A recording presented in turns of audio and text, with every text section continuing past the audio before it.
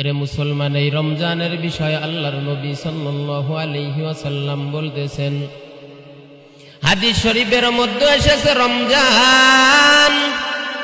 রমজান মাসে আল্লাহর নবী সাল্লাল্লাহু আলাইহি ওয়াসাল্লাম রমজান যখন আসতো উম্মতদেরকে ডাক দিয়া বলতো, উম্মতেরা রে, আল্লাহর নবী সাল্লাল্লাহু আলাইহি ওয়াসাল্লাম সাহাবীদেরকে ডাক দিয়ে বলতো, সাহাবায়ে কেরাম, তোমরা যারা আছো রমজানের রোজা সঠিকভাবে আদায় করো।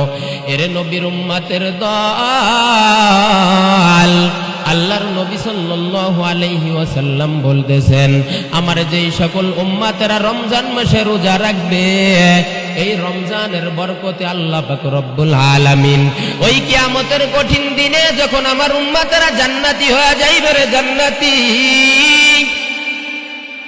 যখন জান্নাতি হইয়া যাবে, এই রমজানের রোজাদার যারা থাকবে, রোজাদারদের জন্য আমার নবী বলতেছে, জান্নাতের ভিতরে স্পেশাল একটা গেট রয়েছে, একটা গেট। ওই স্পেশাল গেটটার ভিতরে দিয়া, ওই গেটটা দিয়া একমাত্র রমজান মাসে যারা রোজা রেখেছে, ওই রোজাদারেরাই ওই গেট দিয়ে ঢুকতে পারবে। নবীজি আমার বলতেছেন, ওই গেটটা একমাত্র আমার ওই সকল রোজাদার উম্মতদের জন্য নির্ধারিত। ওই গেটটার নাম হলো রাইয়ান। নবীজি আমার বলতেছেন, এই রাইয়ান নামক গেট দ্বারা আমার যেই সকল উম্মতেরা থাকবে, রমজানের রোজা রাখবে, সারাদিন কষ্ট করিয়া মুখের সামনে খাবার থাকা সত্ত্বেও এই খাবারগুলো খাইবে না।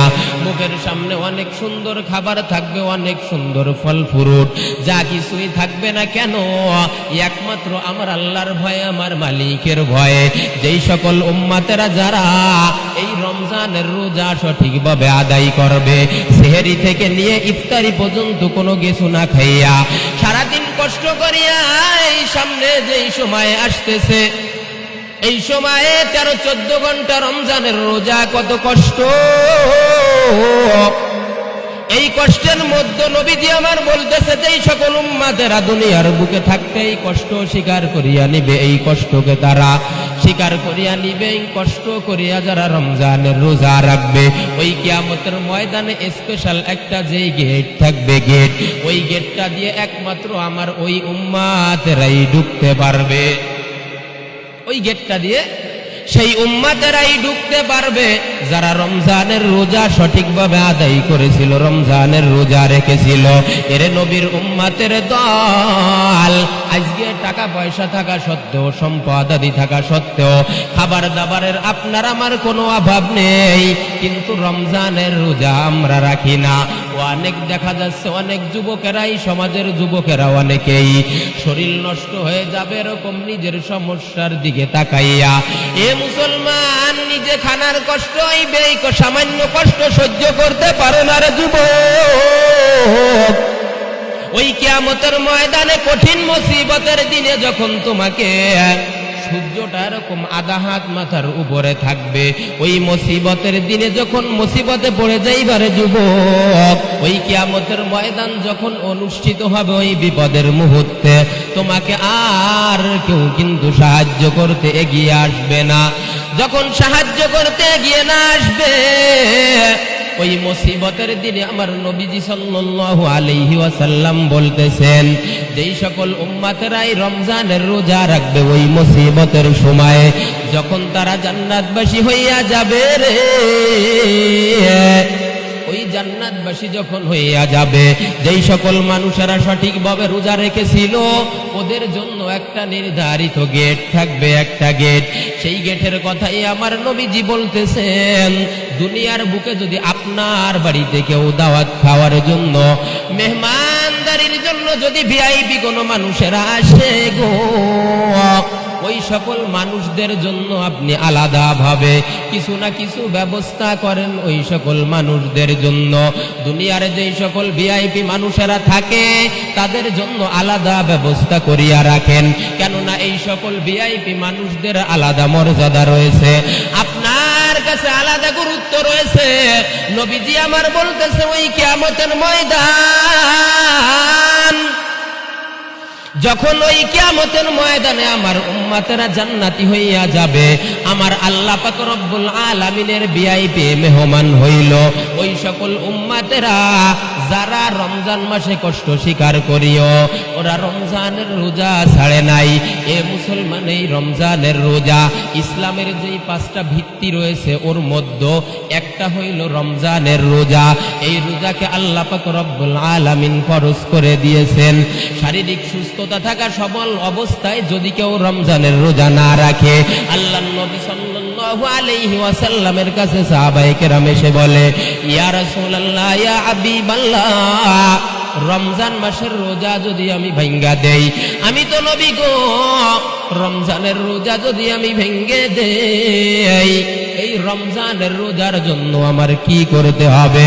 নবীজি আমার ডাক দিয়ে বলো, সাহাবায়ে কেরাম, রমজান মাসের যে রোজা তুমি আদায় করতে পারো নাই, রমজানের যে রোজাটা তুমি ভেঙ্গে দিয়েছো, এই রমজানের রোজা ভেঙ্গে দেওয়ার জন্য তোমাকে একাধারে 60টা 2 মাস পর্যন্ত রোজা রাখা লাগবে। ওই সাহাবী ডাক দিয়ে বলে, ইয়া রাসূলুল্লাহ, ইয়া হাবিবাল্লাহ, এই যে 2 মাস পর্যন্ত আমি রমজানের রোজা রাখবো, 2 মাস পর্যন্ত নবী গো আমার যে শরীর রয়েছে এই শরীরে তো কুলাইবে না, আমি রমজানের রোজা রাখতে পারবো না। নবীজি আমার বলতেছেন, 2 মাস পর্যন্ত যদি রমজানের রোজা তুমি না রাখতে পারো, তাহলে তুমি এরকম 60 জন মুসাফিরকে তুমি খাওয়াইয়া দাও। 60 জন যেই সকল এতিম গরিব মিসকিন, এই গরিব মিসকিন মানুষদেরকে খাওয়াইয়া দাও। ও মুসলমান যুবকের দল, আজকে অহরহ রমজানের রোজা ছেড়ে দিতে সরে যুবক, একটা বার কি চিন্তা করে দেখেছো এই রমজানের রোজার জন্য? ওই লোক ডাক দিয়ে বলে, সাহাবী ডাক দিয়ে বলে, ইয়া রাসূলুল্লাহ, ইয়া হাবিবাল্লাহ, নবী গো আমি যে রমজানের রোজা ছেড়ে দিলাম, এই 60 জন এতিমদেরকে যদি আমি খাওয়াই এর পূর্ণ হক আদায় হবে কিনা? আমার নবী ডাক দিয়ে বলো, সাহাবী, এই যে রমজানের রোজা তুমি ছেড়ে দিয়েছো, এই 60 জনকে যদিও তুমি খাও, যদিও তুমি এরকম 2 মাস পর্যন্ত একাধারে রোজা রাখো, কিন্তু রমজানের যেই একটা রোজা ভেঙ্গে দিয়েছো, এই একটা রোজার সম পরিমাণ সওয়াব আর এর গুরুত্বপূর্ণ, এর যেই পরিমাণ গুরুত্ব রয়েছে, এই একটা রোজার সমকক্ষ কখনো হইবে না। একটা রোজার সমকক্ষ কখনো হইবে না। যার জন্যই মুসলমান রমজান মাস প্রচেষ্টা থাকতে হবে যে আপনি আমি কোন দিকে যাইতেছি, কোন দিকে এগোইতেছি। আপনার আমার সর্বসময়ে সর্বক্ষেত্রে আপনার আমার অবশ্যই চিন্তা ফিকির থাকতে হবে যে রমজানের রোজা আসতেছে, আমি রোজাগুলো কেমন করে রাখতে পারি। এই রোজাগুলোর জন্য আমি আমার মনের ভিতরে দরদ থাকতে হবে, রমজানের মায়া থাকতে হবে, মোহাব্বত থাকতে হবে। আপনি আমি মুসলমান, আপনার আমার প্রতি আল্লাহ পাক রব্বুল আলামিন রমজানের রোজাকে ফরজ করে দিয়েছেন। আল্লাহ পাক রব্বুল আলামিন বলতেছেন, ইয়া আইয়ুহাল্লাযীনা আমানু কুতিবা আলাইকুমুস সিয়ামু কামা কুতিবা আলাল্লাযীনা মিন ক্বাবলিকুম লাআল্লাকুম তাত্তাকুন।